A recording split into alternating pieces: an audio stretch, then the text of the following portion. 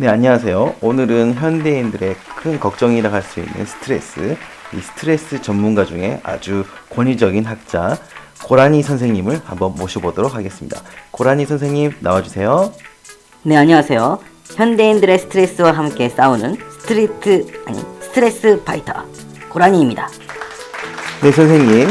우리가 지금 살면서 스트레스라는 말을 그 외래어를 아주 많이 쓰고 있는데 이 스트레스는 과연 뭔가요? 왜 스트레스라고 부르죠? 사실 스트레스란 말이 지질학에서 온 말이에요. 지갑판이 서로 부딪히면서 땡기고 팽팽해지고 그러면서 부러지면서 이게 지진이 일어나고 지갑 변동이 일어나는데 그 스트레스라는 이 용어 그거를 그대로 가져온 거죠. 아, 네. 그런 거였어요? 몰랐네요. 근데 이제 이거를 의학적으로 처음으로 활용한 게 1946년에 스트레스가 질병을 일으키는 아주 중요한 인자임을 발표한 한스 박사죠.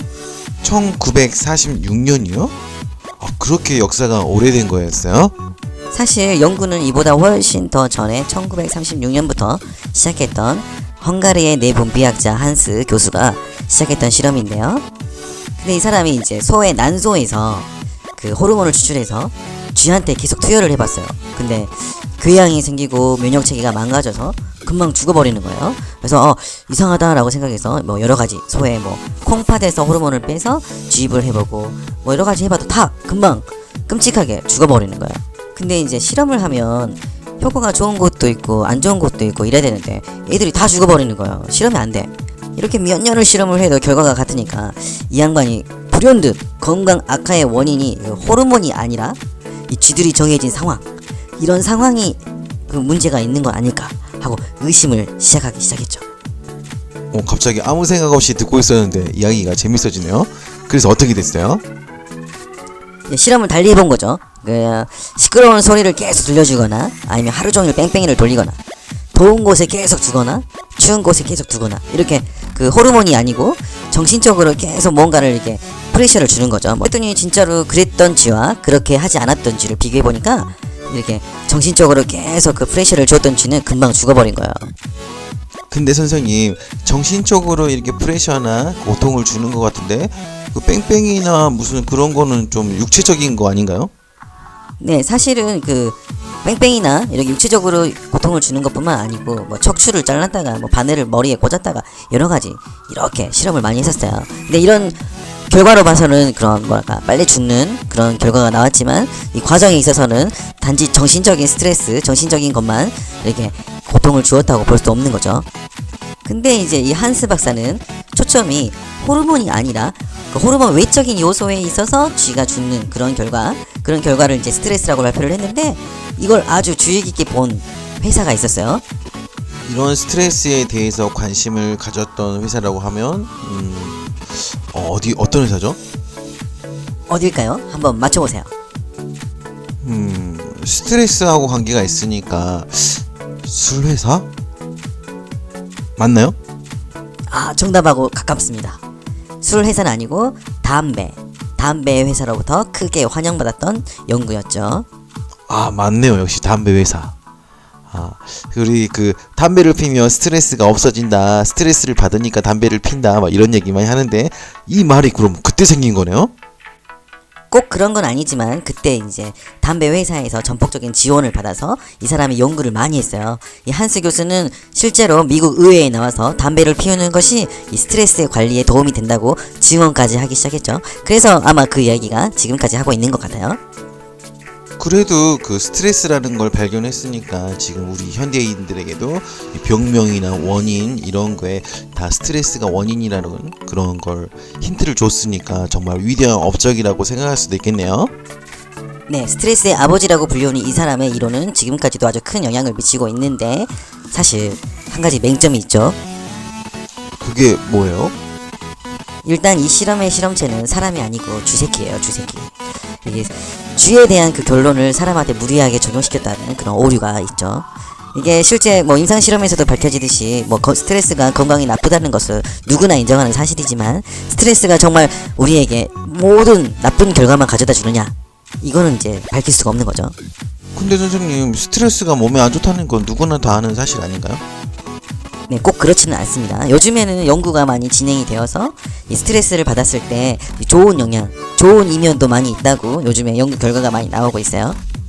그러니까 무슨 스트레스를 받을 때 빨라지는 심장 박동은 다가올 어려움에 맞서서 신체를 준비시키는 스트레스의 긍정적인 작용이고, 스트레스를 받을 때 가빠지는 호흡이나 뭐 그런 것들은 산소에 뇌를 빠르게 보내서 어려운 상황에서도 뇌가 잘 활동할 수 있게, 기능할 수 있게, 이렇게 스트레스의 긍정적인 작용도 있다고 이야기하는 사람도 있죠.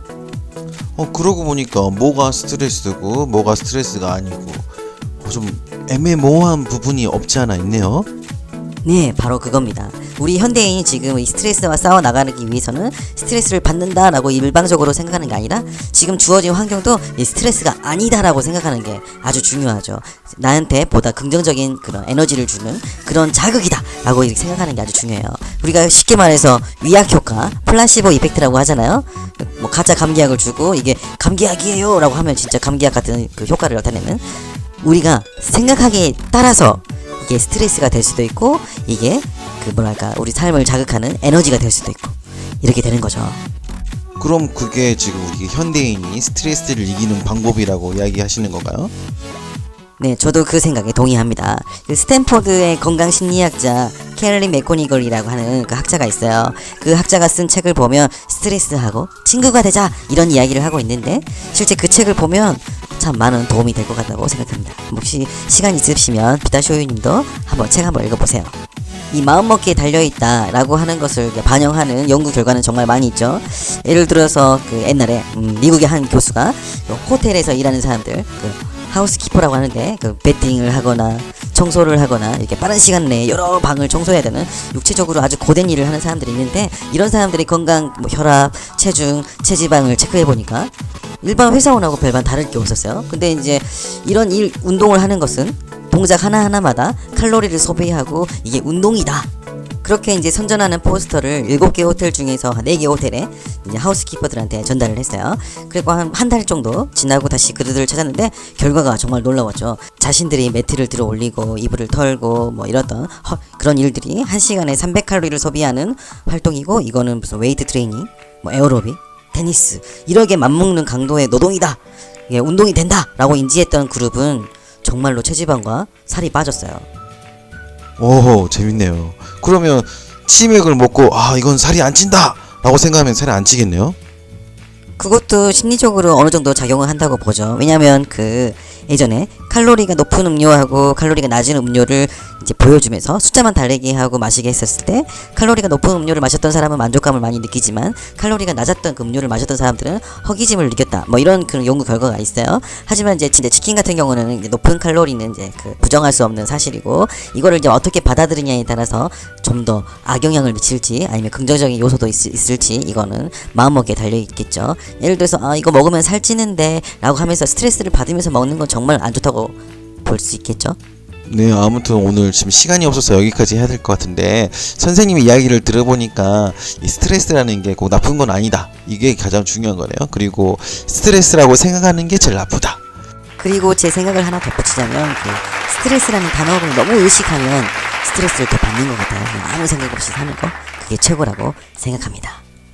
네, 고라니 선생님 오늘 좋은 말씀 감사하고요. 또 스트레스에 관한 여러가지 해소법이나 좋은 이야기 있으면 또 찾아주셔서 좋은 얘기 나눠주시길 바랍니다. 오늘 참가해 주셔서 감사합니다. 고맙습니다. 네, 저도 오늘 즐거웠습니다. 다음에 또 만나요. 그럼 안녕.